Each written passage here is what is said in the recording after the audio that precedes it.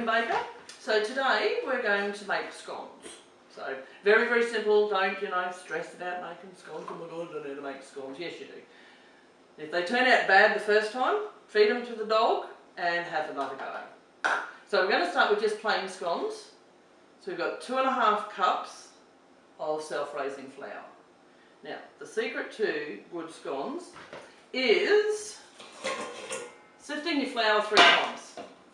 So you've got to get the air into your flour, otherwise your scones won't rise and they'll taste like nasty little hard biscuits, and then you will have to feed them to the dog. Now, I didn't find out this tip until I was in my 30s. I always wondered why my scones tasted like shite. And then I found out by an old auntie who told me that don't you know the secret to a good scone, to girlfriend, and it's like, well, if I knew the secret to a good scone, I'd make a good scone.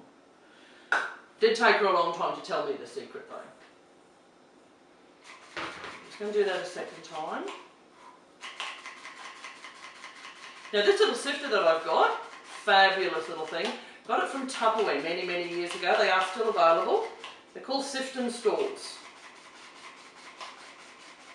So if you don't actually use all the flour that you've put in your sifter, they do have seals for the top and the bottom, so you can actually just store your flour in the sifter, which I think is a fabulous idea.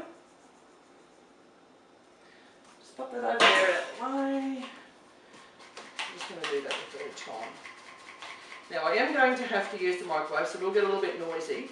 So what we're going to do is I've got 3/4 of a cup of just regular milk. So we're just going to heat that up so that we can melt the butter. So back in my mum's day, she would heat the milk, put the butter in, stir it. I'm very lazy, so it's two tablespoons of butter. Now for those that actually listened in home ec, there's your tablespoon. Just going to pop that in there. So these again are the Tupperware measuring spoons. But this is what I normally use.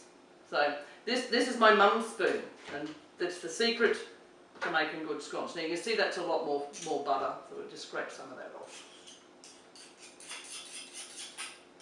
I'm a bit old school, I like to use the stuff. So we're just going to pop that in the microwave. It'll only take about 30 seconds, depending on the size of your microwave obviously, as to how long it's going to take to melt. So while we're waiting for that to happen, so what you're going to do in your flour is you're just going to make a little well in the middle.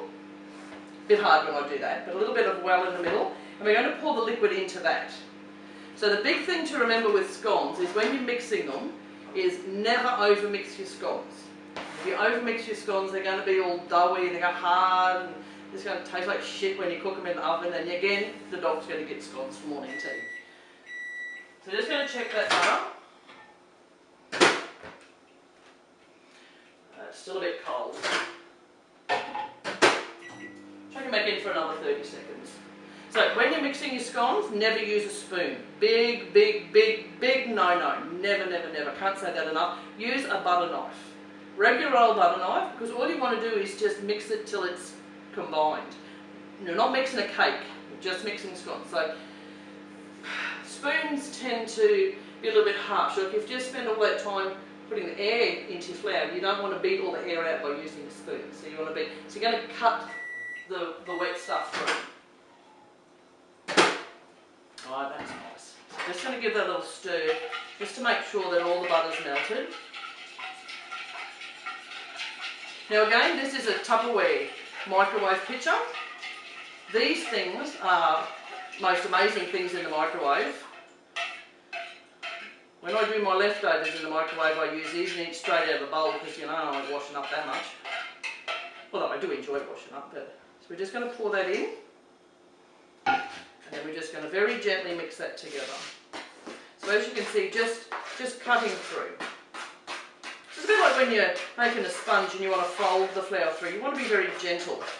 So you want it to be just mixed, so that it forms a ball, so that it looks like dough.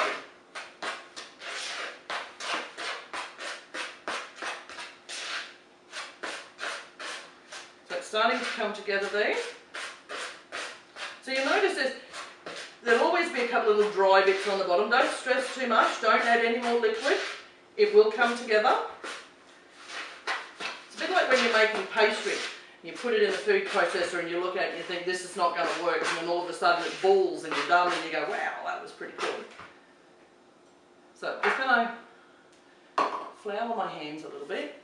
I'm just going to push all that together. So if you can see that, push all that together. Okay, so I'm going to put a little bit of flour on here. We don't need much. So the big thing also to remember when you're making scones is that we're not making bread, so we don't want to knead this. If you knead this, then your scones aren't going to turn out. They're going to be terrible. So all we're going to do, push it down with our hands, just use the palm, just push it out like that. Then you're going to get your scone cutter. Dump him in a little bit of flour, and there you go, there's your scones. So it really is that simple. So just keep dunking your scone cutter back into your flour, because it will at some point start to stick to your scones. So then you've got a little bit left over, okay? So just very gently, just squeeze it back into a ball, a bit like Play-Doh. And squeeze it back into a ball, and then we're going to do that again. And then we're just going to cut those out. Now these, I've preheated the oven to 250 degrees Celsius. Now you do need a hot oven to make scones. If you don't have a hot oven, they're going to take too long to cook and they're not going to taste as nice. Okay, so roll that into a ball. We may be able to get one more out. You can usually get, if I'm lucky, with this scone cutter, I can usually get about 12 scones. So we've got our tray. Now I'm a huge lover of baking paper. Love baking paper. So a couple of reasons I like the baking paper is, one, it keeps your tray nice and clean, but it also stops your food from sticking to the tray. So the clean up at the end is so much easier. I like to cook my bacon in the oven, and I use the baking paper. So much. So what have I got? 3, 6, 9, 12. Oh, 1, 2, 3, 4, 5. I've got 15 out of that today. It's pretty good. So I'm just going to pop them in the oven. And I'm just going to set the timer on the microwave for 10 minutes, and then we're going to check on those. Oops, the timer, girlfriend. Not cook in the microwave for 10 minutes. There we go. So while we're waiting for those to cook,